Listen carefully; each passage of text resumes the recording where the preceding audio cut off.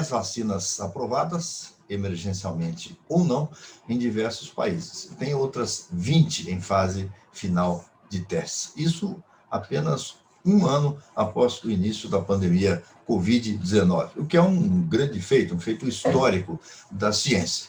Os países ricos lideraram as pesquisas de desenvolvimento e fizeram compras antecipadas, compras de risco da maior parte dos futuros estoques mundiais. E o Brasil? Quais são as perspectivas ou os cenários possíveis de vacinação da população brasileira? Esse é o tema desse diálogo no Espaço Democrático, o primeiro de 2021. Para tratar desse tema, nós vamos entrevistar hoje o criador e primeiro presidente da Agência Nacional de Saúde Suplementar, ANS, e também diretor da Anvisa e ex-secretário municipal da Saúde de São Paulo, Januário Montoni, que atualmente é consultor na área de saúde. Januário, mais uma vez, obrigado pela participação. Prazer é todo meu, Rodrigo. Vamos contar também com a participação do Antônio Batista, que é médico formado pela Escola Paulista de Medicina e sanitarista pela Universidade de São Paulo, também com mestrado em Ciências Sociais pela USP. Antônio Batista, bem-vindo. Muito obrigado pelo convite. É uma ótima e uma honra entrevistar o Januário. Nós é que agradecemos. Também teremos conosco o Hélio Michelini, que é advogado, empresário do setor de saúde, mestre em Sociologia Política e colaborador do Espaço Democrático. Salve, Hélio, bem-vindo. Obrigado, Rondino. Obrigado, colegas. Uma honra estar aqui, doutor. Obrigado. Januário, para começar esse nosso diálogo de hoje, eu vou lhe pedir que nos faça aí um resumo dos acontecimentos, das ações e mesmo das omissões que trouxeram o país até o momento atual. Por favor, a palavra é sua. Obrigado, Rodrigo. Veja, vamos situar essa questão das vacinas, e aí nós temos que situá-la no cenário dessa pandemia mundial, dessa pandemia que nós estamos assistindo e enfrentando do coronavírus, e é a maior pandemia do nosso século, do último século. Nós vivemos, desde o enfrentamento da Covid, que no Brasil acabou chegando aqui em fevereiro, com os primeiros casos, em março nós começamos a ter os primeiros óbitos. Infelizmente, nós vivemos, praticamente desde o início, uma descoordenação no enfrentamento da Covid. Uma descoordenação que dificultou a ação do nosso Sistema Único de Saúde do SUS.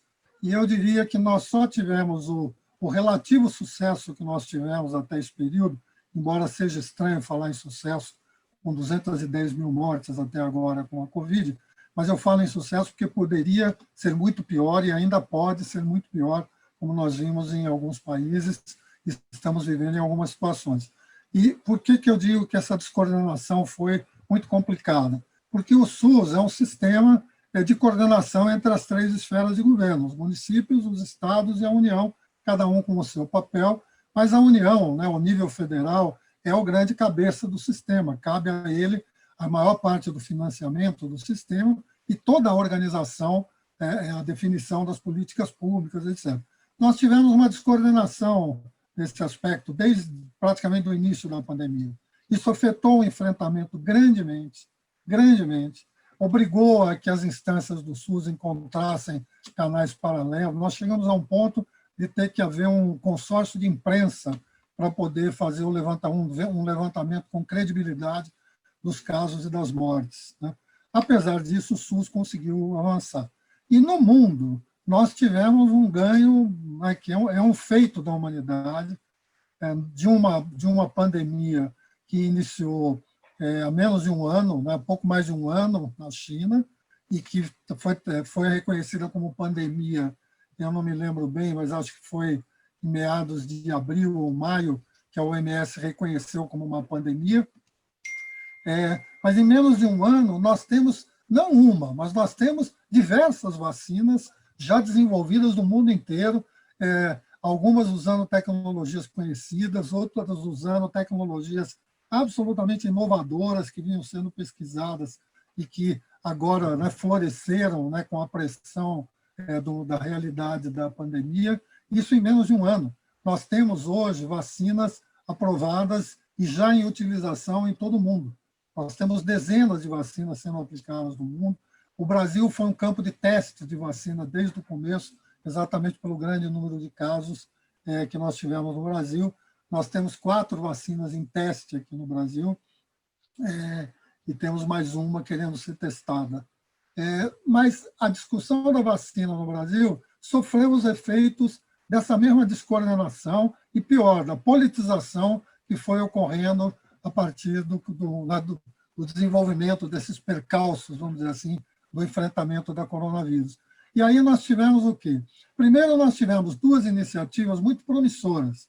Uma da Fiocruz, que conseguiu o apoio do Ministério da Saúde para fazer uma compra tecnológica da AstraZeneca Oxford para fabricar a vacina que estava sendo desenvolvida por eles. É um contrato de risco naquele momento, porque a vacina estava em pesquisa ainda. Mas conseguiu o apoio para uma compra tecnológica, uma que envolve não só o fabrico, mas a compra da tecnologia para fabricar, financiada pelo Ministério da Saúde, e fez esse acordo com a AstraZeneca, com possibilidade de produzir 200 milhões de doses, receber 100 milhões e produzir outras 100 milhões a partir da matéria-prima recebida. O Instituto Butantan, que é o nosso segundo, a Fiocruz e o Butantan são os maiores fabricantes de vacinas do Brasil e da América Latina. Lembrando que não é todo país que tem fabricante de vacina, nós temos os 2 maiores. O Butantan conseguiu o apoio do governo do Estado de São Paulo para também fazer uma compra tecnológica de uma vacina do Instituto Sinovac, uma vacina com uma tecnologia mais conhecida, já desenvolvida pelo próprio Butantan. E o Ministério da Saúde aderiu ao consórcio mundial estabelecido pela OMS, o COVAX, para a compra de vacina para o mundo todo. Pois bem,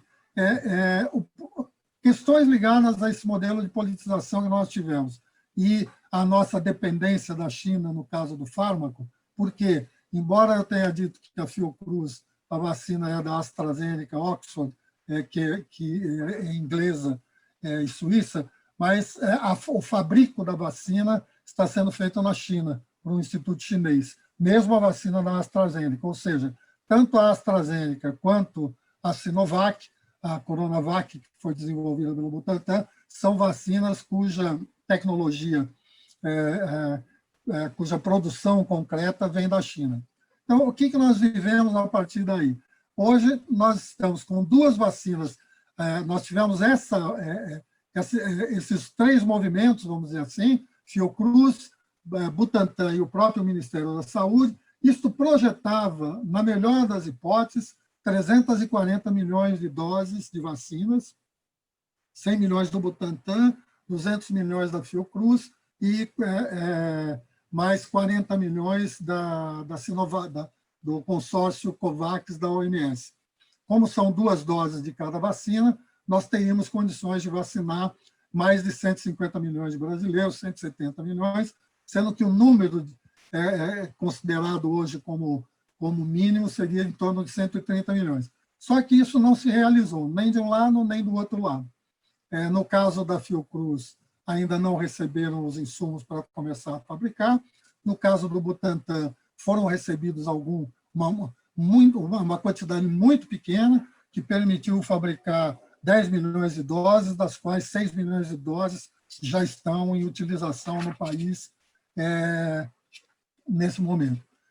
6 milhões de doses, sendo que só o chamado grupo prioritário, que foi definido no Programa Nacional de Imunização, incluindo profissionais de saúde, idosos acima de 75 anos, indígenas, quilombolas e idosos asilados a partir de 60 anos, é um grupo de quase 15 milhões de pessoas que necessitam de mais de 30 milhões de doses de vacina, porque você tem que acrescentar alguma perda. Então, nós iniciamos um processo de vacinação, o que é muito importante, ter iniciado, é uma nova fase, também pressiona todos os atores a buscarem solução, mas nós estamos na iminência de interromper esse processo por falta da matéria-prima. Hoje nós tivemos a informação de que a Índia liberou 2 milhões de doses, que haviam doses adicionais ao contrato inicial da Fiocruz com a AstraZeneca, que serão fornecidas por um laboratório da Índia e que devem chegar aqui no Brasil. E a Anvisa está praticamente liberando já as outras 4 milhões e 800 mil doses que o Butantan já tem produzidas. Em resumo, a semana que vem nós devemos totalizar alguma coisa em torno de 13 milhões de doses, o que daria para, no máximo, dar uma dose para esse grupo de... Né? E essa é a nossa situação real. E, no meio disso, problemas de distribuição, problemas de logística, agora denúncias de... Né? Mas eu diria que esses problemas paralelos, eles, a rigor, são derivados do problema central, né? Que é este problema da descoordenação.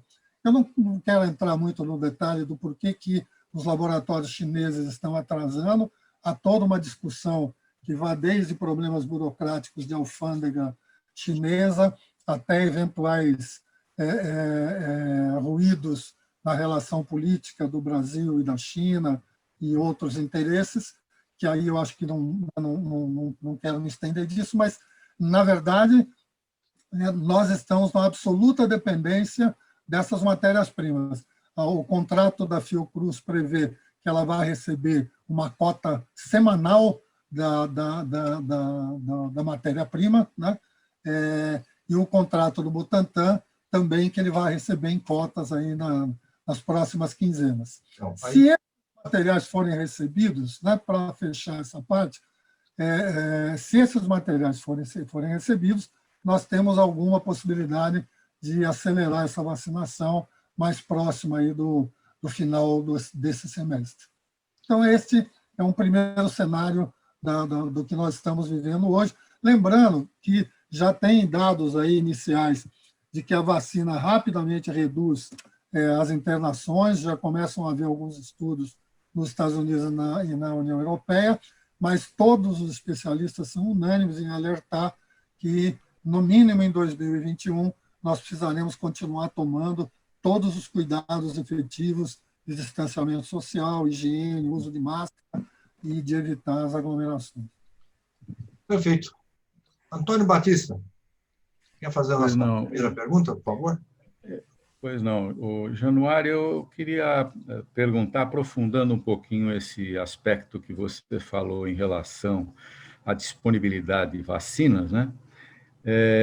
Que nós temos, além das conhecidas dificuldades, complexidades logísticas do país, essas inseguranças que você descreveu em relação à continuidade do fornecimento de vacinas, ela, inclusive, entre a primeira e a segunda dose tem um tempo que deve ser respeitado, e a nossa dependência, né? Uma ansiedade, vamos dizer, em caráter mundial, obviamente, em relação às vacinas, e uma certa imprevisibilidade, né? Por diversos fatores, alguns internos nossos aqui, outros até do panorama externo, como ainda agora foi noticiado aí um incêndio numa fábrica de vacinas na Índia e tudo mais.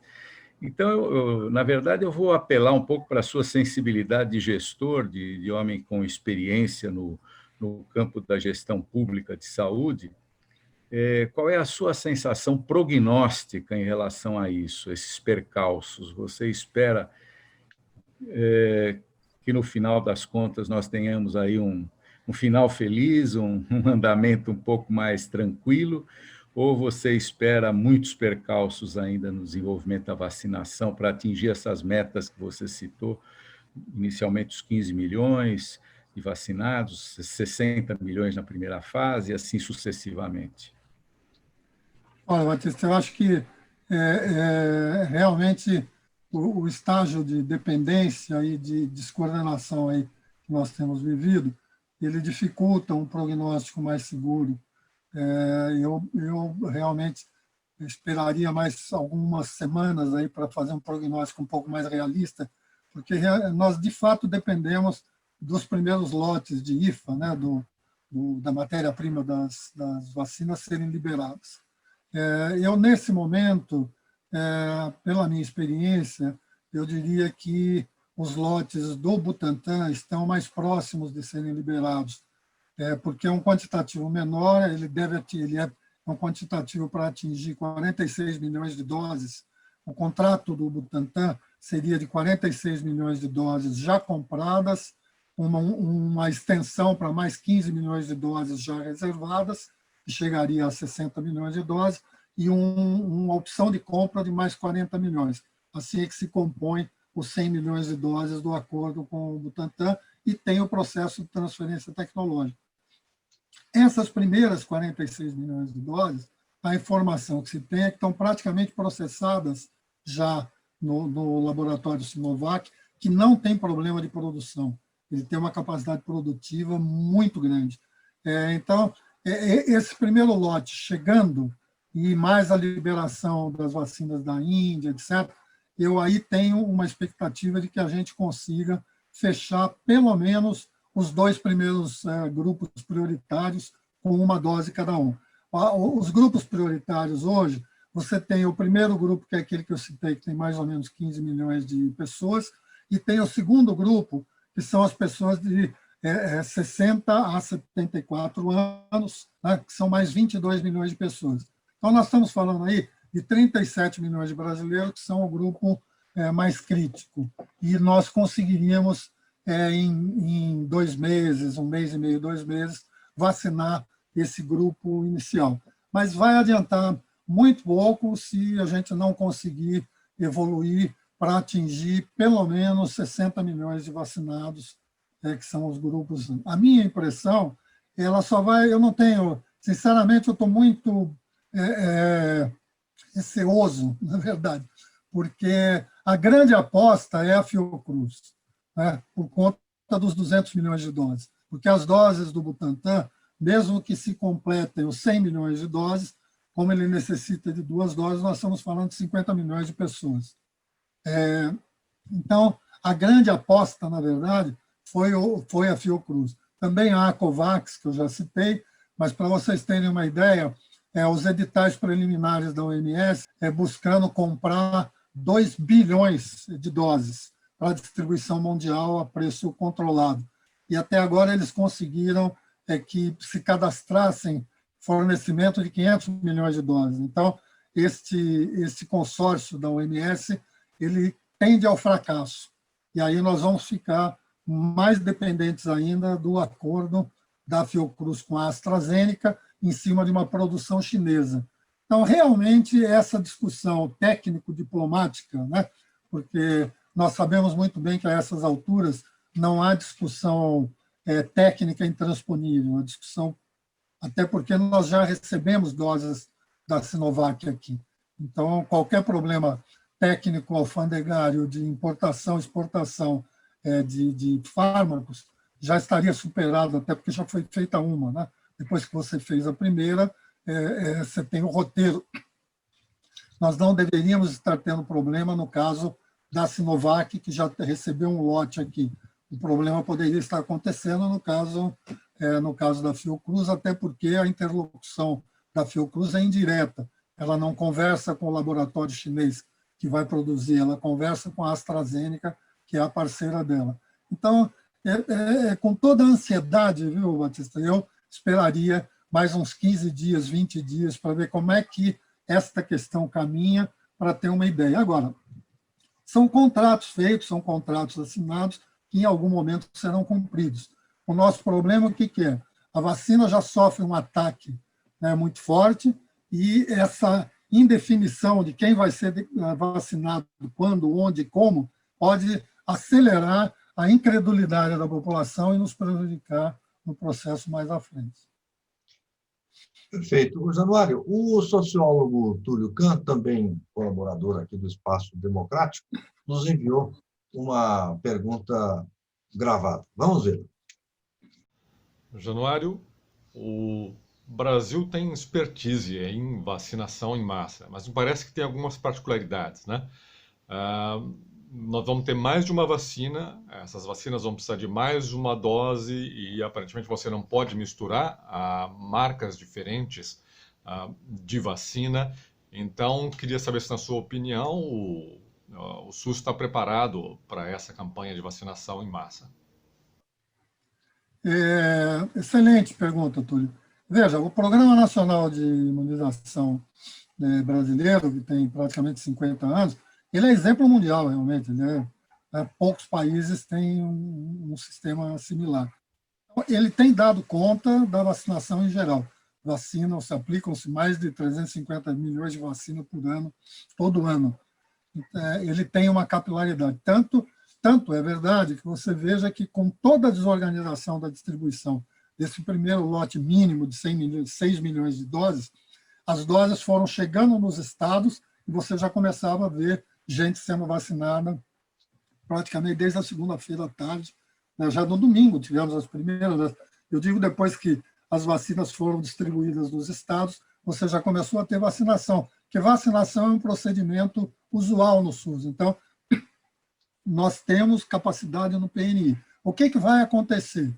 Como em outras questões, a pandemia e o que está ligado a ela vai dar visibilidade às deficiências do nosso sistema. Assim como o início da pandemia mostrou que você não tem UTI suficiente para atendimento, agora mesmo no Amazonas só tem UTI na cidade de Manaus. Nenhuma outra cidade do Amazonas tem UTI, só tem a UTI na cidade de Manaus. As deficiências do PNI vão ficar visíveis também, principalmente no controle da complexidade e no monitoramento dessa vacina. Porque ela, além de ter 2 doses, a vacinação vai ser feita em pequenos grupos, por falta de vacina disponível. Então, você vai vacinar primeiro o profissional de saúde, depois a população acima de 75, depois 60 a 74, depois quem tem comorbidade, depois... Então, tudo isso no mesmo lugar, a mesma população sendo chamada em pequenos grupos e tendo que vacinar 2 doses. Você vai ter que controlar quem tomou a primeira para tomar a segunda e controlar qual vacina cada um está tomando, porque nós não teremos uma vacina só, nós devemos ter mais de uma vacina. Então, o nosso sistema de informação, em geral, de gestão em saúde na área pública, é altamente deficiente. As mais de 40 mil unidades de saúde que são postos de vacinação naturais, metade só tem prontuário eletrônico para registrar essa vacinação. Então, nós vamos ter imensos vazios epidemiológicos, imensos vazios de monitoramento que vão aparecer com mais força agora a partir da vacinação. Mas o PNI tem capacidade de desenvolver o processo de vacinação. Bom, a pergunta agora é do Hélio Miguelini. Hélio, por favor. Januário, boa tarde. Seguindo essa linha de raciocínio, nós vimos recentemente nos jornais nacionais o debate sobre a participação do setor privado, tanto no processo da produção quanto da aplicação da vacina. Enfim, esse debate, muitas vezes, ele adquire uma veste ideológica e não tão técnica. Eu gostaria de saber de você qual a sua opinião e de que forma o setor privado efetivamente poderia contribuir para o processo de imunização nacional. Realmente, toda a discussão de participação do setor privado na saúde acaba gerando algumas polêmicas, na minha opinião, sem muito sentido, porque é uma presença necessária e existente. No caso das vacinas, porém, nós estamos vivendo um momento de pandemia, então é preciso ir com muito cuidado nessa discussão e ver onde o setor, na minha opinião, e ver onde o setor privado realmente pode agregar sem aumentar essa descoordenação e essa confusão que nós estamos vivendo.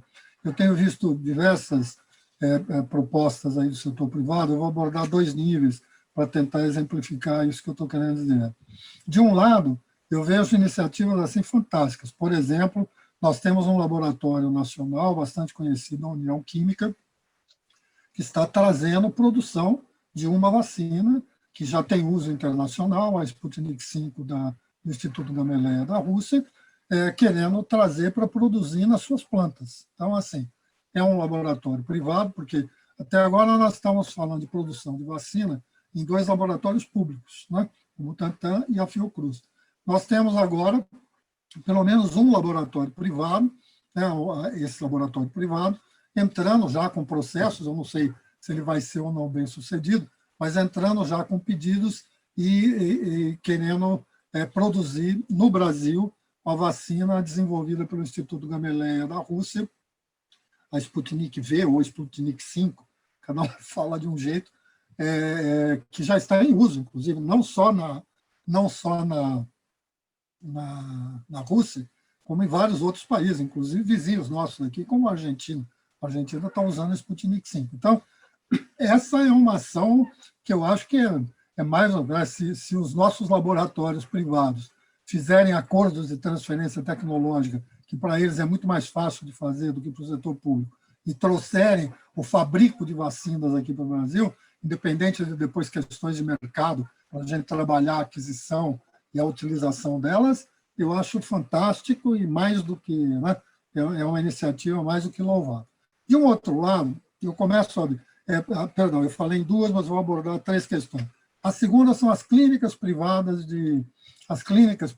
que aplicam vacinas normalmente no Brasil. Elas têm feito uma discussão de importar vacinas da Índia para iniciar uma vacinação privada aqui no Brasil. Veja, clínicas privadas vacinando é do nosso sistema de saúde, né?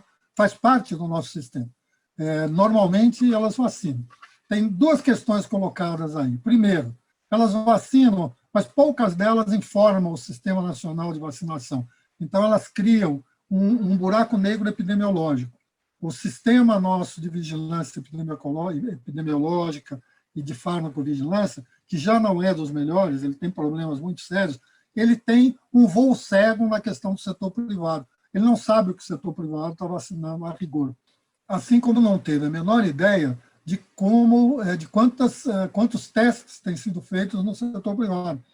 E isto é fatal para você ter o controle da epidemia, porque você vai continuar fazendo voo cego, que é um pouco o que nós estamos fazendo hoje. Então, as clínicas privadas vacinarem, a primeira coisa que teria que se discutir era um compromisso muito forte de que o sistema de informações público vai ser alimentado com essas informações da vacinação privada. E eu, particularmente, não vejo como autorizar a vacinação em clínicas privadas antes que nós possamos atingir, no mínimo, o número a chamada imunidade coletiva, que se estima de necessitar de 130 milhões de brasileiros vacinados para que a gente tenha um impacto positivo da vacinação. Então, eu não tenho nada contra que as clínicas privadas continuem vacinando, eu acho que é normal do nosso modelo, mas como nós estamos numa pandemia, não é razoável que elas comecem a vacinar antes que nós atinjamos a imunidade de rebanho. Por quê? Porque nós precisamos ter o controle dessa cobertura vacinal, né? Senão nós não vamos para lugar nenhum e não vamos saber se o que funcionou foi a vacina, se o que funcionou foi outra coisa, numa eventual melhora, e não vamos saber se houver um recrudescimento, se foi porque as vacinas não funcionaram. Então, é essencial que, num primeiro momento, a gente tenha a vacinação como obra coletiva, como obra social. A partir de um determinado ponto, você tem a entrada no setor privado. Eu tenho o mesmo raciocínio para a terceira vertente. Eu tenho visto empresários já chegaram a fazer essa proposta para o governo, inclusive.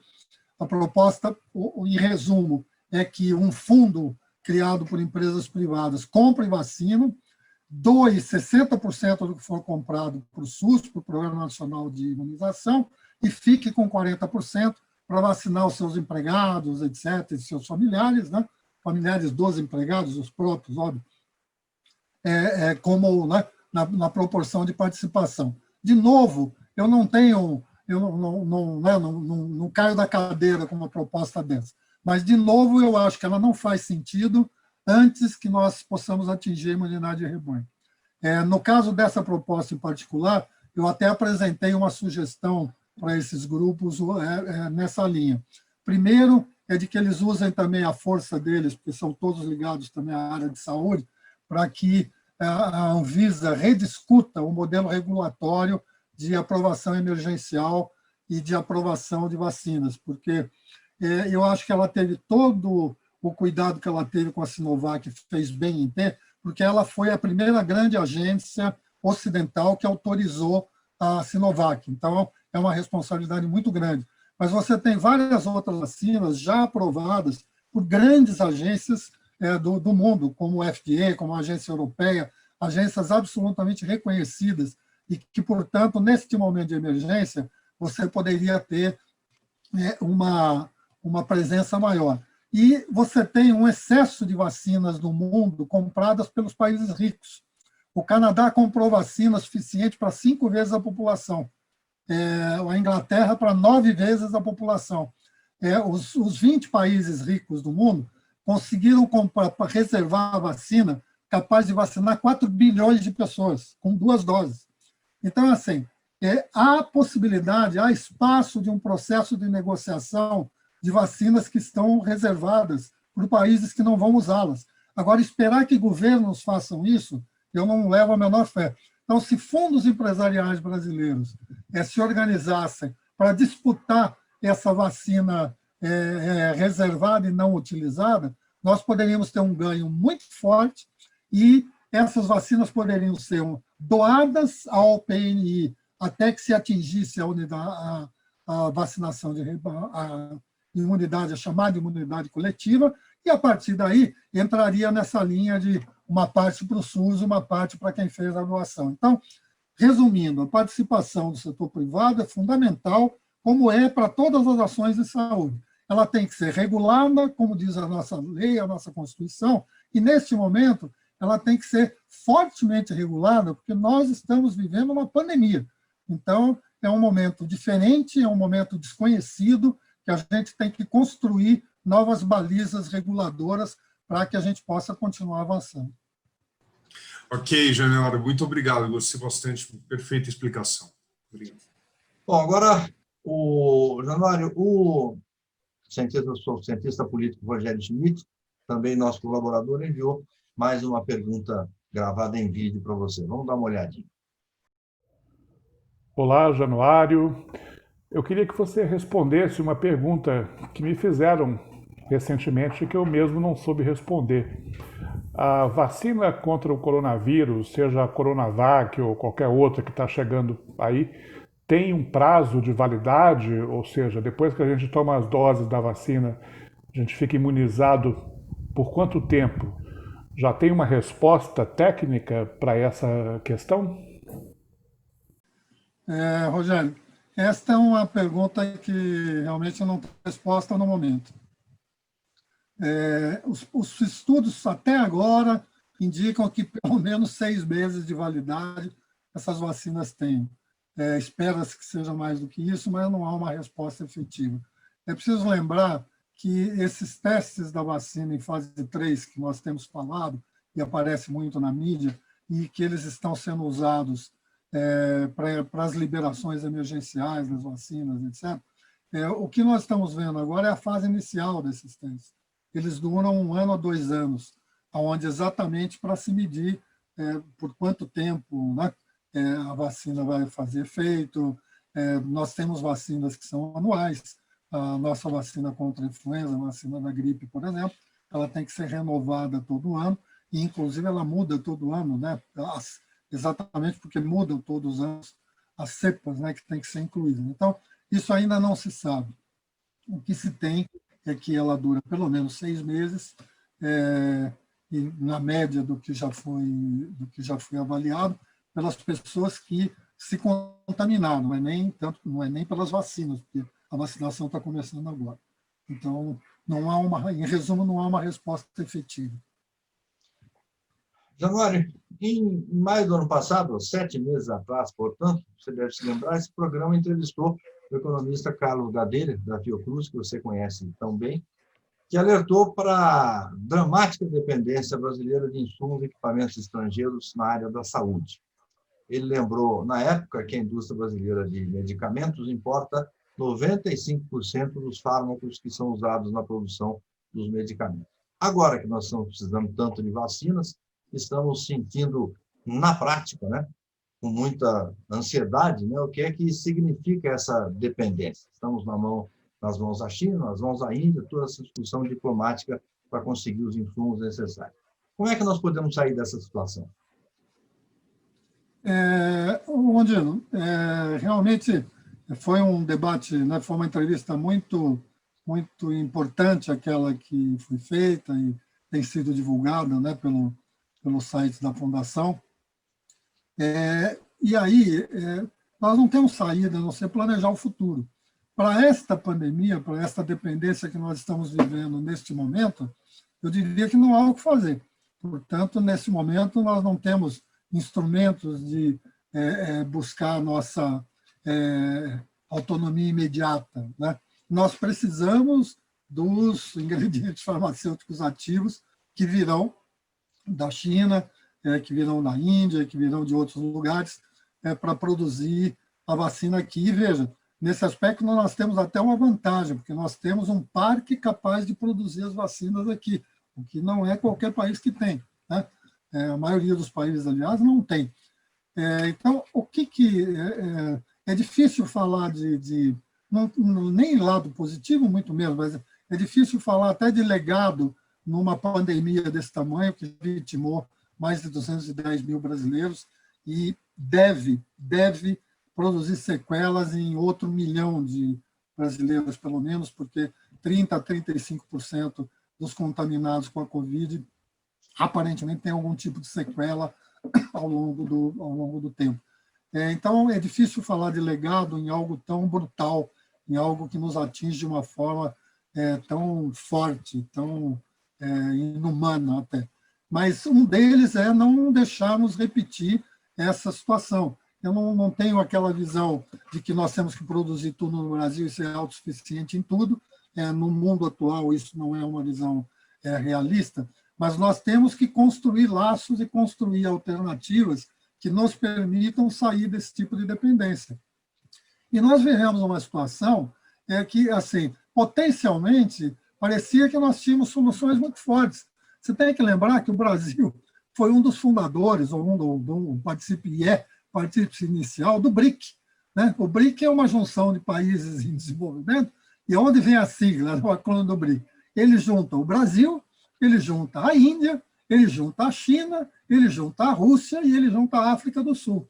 Desses 5 países, 3 são países que desenvolveram tecnologias de vacina neste momento. E 4, porque inclui o Brasil, são produtores de vacina. Eu estou falando dos 4, porque a África do Sul eu realmente não sei se ela produz ou se ela tem laboratórios. Então, nós estaríamos até potencialmente numa situação de ter feito um acordo de produção mútua e de virarmos fornecedores mundiais de vacina, o BRICS. Mas, infelizmente, nem isso nós tivemos condição de fazer e de organizar. Então, eu acho que o que fica agora é que este legado tem que ser aproveitado e que nós temos que discutir a sério uma política clara, uma política pública de ampliação dos nossos investimentos em pesquisa. Nós já discutimos aqui se o Brasil não teria condição de ter uma vacina desenvolvida no país. Teríamos e temos cérebros, temos bons laboratórios, não temos recursos aplicados especificamente para esse ponto. Então, o que nós temos que fazer? Rever as políticas dessa área, não negligenciar novamente, como tem sido feito ou como foi feito nesses últimos anos, uma política que nos dê capacidade de escape, não é nem de autossuficiência, mas de escape. Numa hora como essa, nós temos alternativas capazes, né, de dar a possibilidade de continuar avançando e defendendo a saúde da população brasileira. Ou seja, precisamos aprender com a crise. Perfeito, até porque se não fosse o problema da falta de medicamentos, né, da falta de insumos, a gente acaba tendo que aceitar o preço que nos impõe, não é? Não tem muito o que discutir, não é? A concorrência não sei se é tão grande assim. Bom, mas o doutor Antônio Batista tem mais uma questão para você, não é? Januário, numa das suas respostas, você destacou um aspecto que eu considero muito relevante, que é a deficiência do nosso sistema informativo em saúde, né? E que, aplicado a este caso, é muito evidente, até para se poder tomar medidas como foi o que motivou essa sua resposta, como descentralizar para a área privada e tudo mais a execução, né?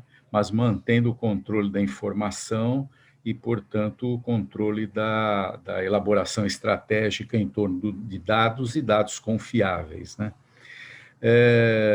Você vê pelo menos alguma iniciativa nascendo nesse sentido, de forma mais organizada, mais disciplinada? Porque eu estava vendo o Uruguai aqui do lado, tá certo? É um país pequeno, a gente sabe disso, população pequena, tudo mais, mas eles estão trabalhando com registro em aplicativos e teste e controle através de um sistema centralizado que se alimenta por aplicativos, né?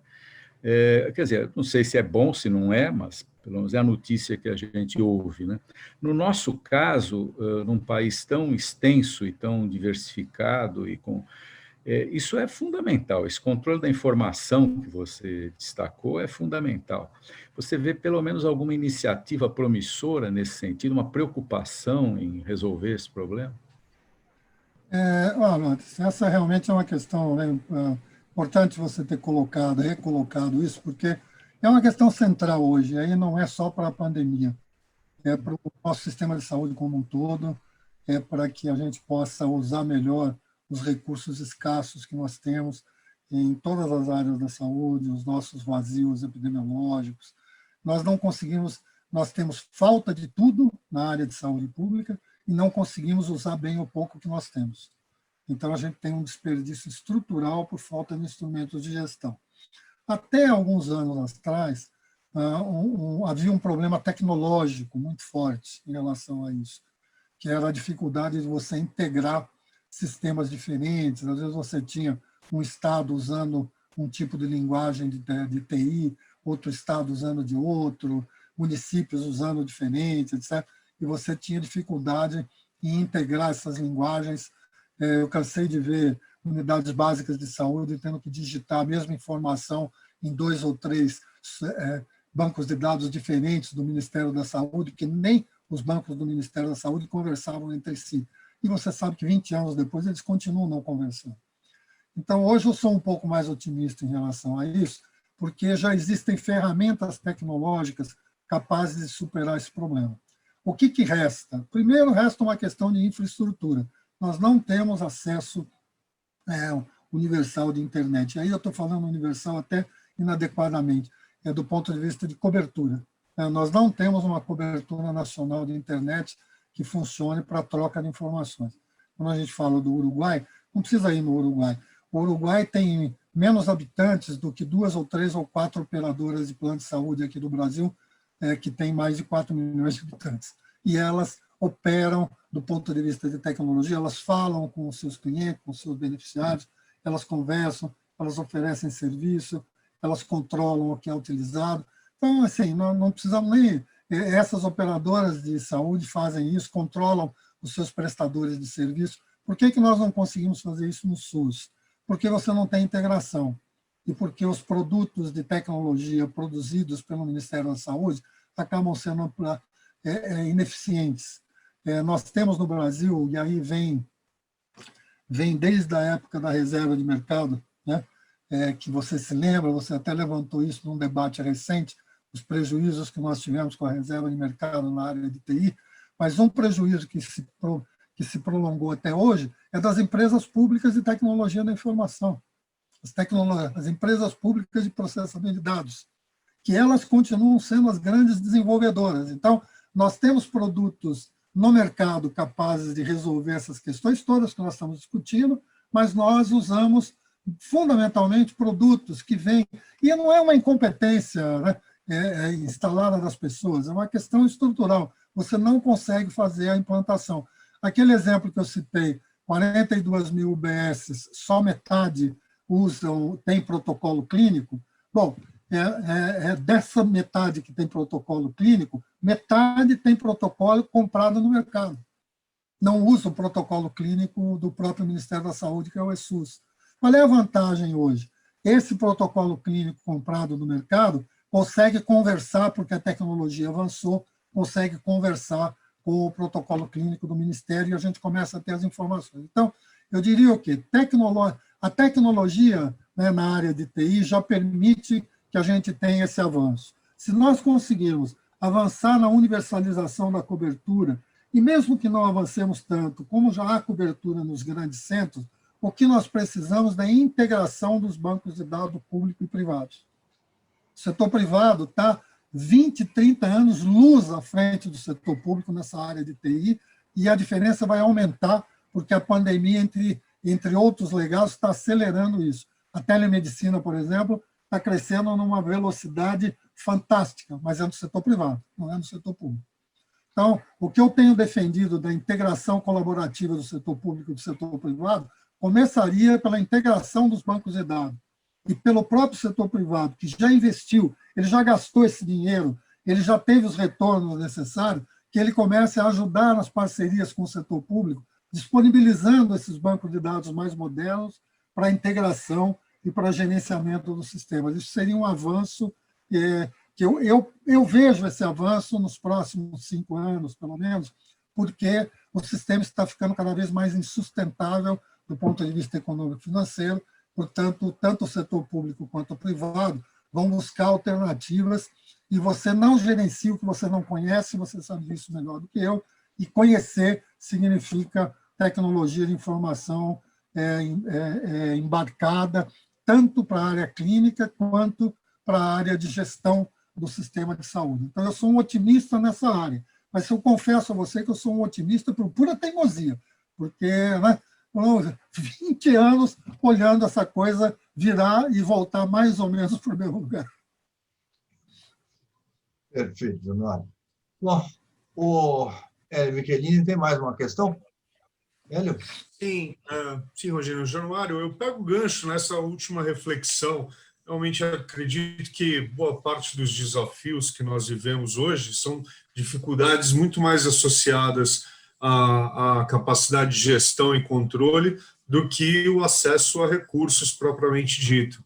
E nessa esteira, muitas vezes a grande mídia ela divulga informações que são resumidas ou sintéticas, por exemplo, os cortes prioritários, né?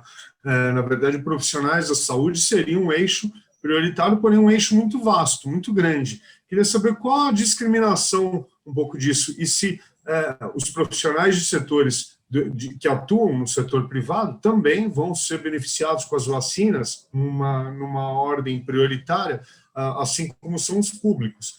E o controle da informação nessa esteira pode contribuir para que essa aplicação não fragilize o processo de imunização, e sim some forças. Quer dizer, muitas vezes o acesso à informação do que ocorre no setor privado não há por que não ocorrer, né? Não há por que o setor privado não viabilizar o acesso à informação na medida que aplica essa dose.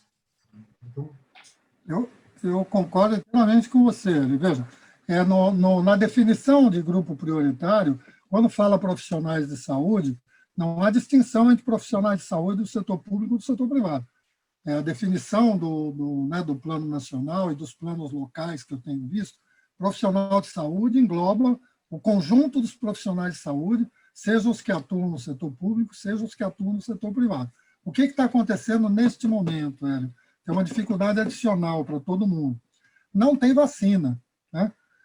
Então, você tem que escolher subgrupos dentro do grupo. O grupo prioritário original, com 14,8 milhões de pessoas, ele incluía idosos acima de 75 anos, idosos acima de 60 anos em instituições de longa permanência, indígenas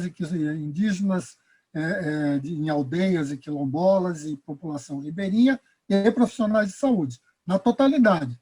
Não há vacina suficiente para esses 15 milhões, 2 doses de 15 milhões. Então, foi feito um corte. Primeiro, idosos acima de 75 caíram fora, ficou idoso acima de 80 e os idosos asilados. Mesmo idoso acima de 80 não está sendo chamado agora porque não tem vacina. Então, dentro do grupo profissionais de saúde, também foi obrigatório fazer um corte. E estão sendo liberadas doses para vacinar o pessoal de linha de frente dos profissionais de saúde, tanto público quanto privado. Hoje mesmo tinha uma notícia saudando um médico de um hospital privado importante aqui de São Paulo, um médico de 70 anos, foi o primeiro a ser vacinado nesse hospital privado, e ele tinha lá toda uma trajetória de atendimento na UTI. Então, basicamente, devem ser vacinados agora pessoal, em resumo, de pronto-socorro, de UTI e de outras áreas críticas. Por isso é que aquela denúncia de Manaus, de 2 médicas recém-formadas e recém-contratadas para unidades básicas de saúde terem sido vacinadas, está gerando um escândalo e uma pressão tão grande, porque, mesmo que seja legítima a contratação delas, as unidades básicas de saúde hoje não estão no subgrupo do grupo de maior risco dentro dos profissionais de saúde. Então, o que há é um recorte. Agora, todos os profissionais vacinados, você vai ter que ter um processo de informação no modelo, no Sistema Nacional de Vacinação. Isso está sendo controlado por cada um dos locais.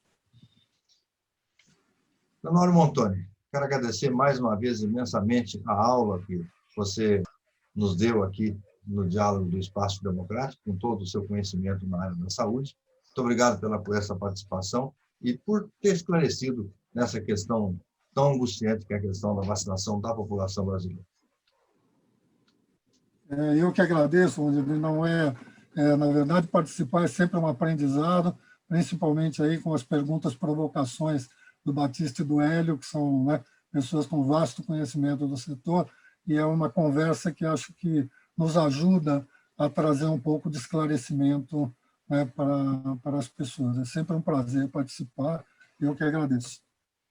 E eu agradeço ao Hélio e ao Batista pela colaboração aqui nessa entrevista, por me ajudarem aqui a enfrentar o Januário. Muito obrigado a vocês dois. Eu queria agradecer especialmente ao você que nos acompanha aqui nesse diálogo no Espaço Democrático. Primeiro do ano. Até o próximo.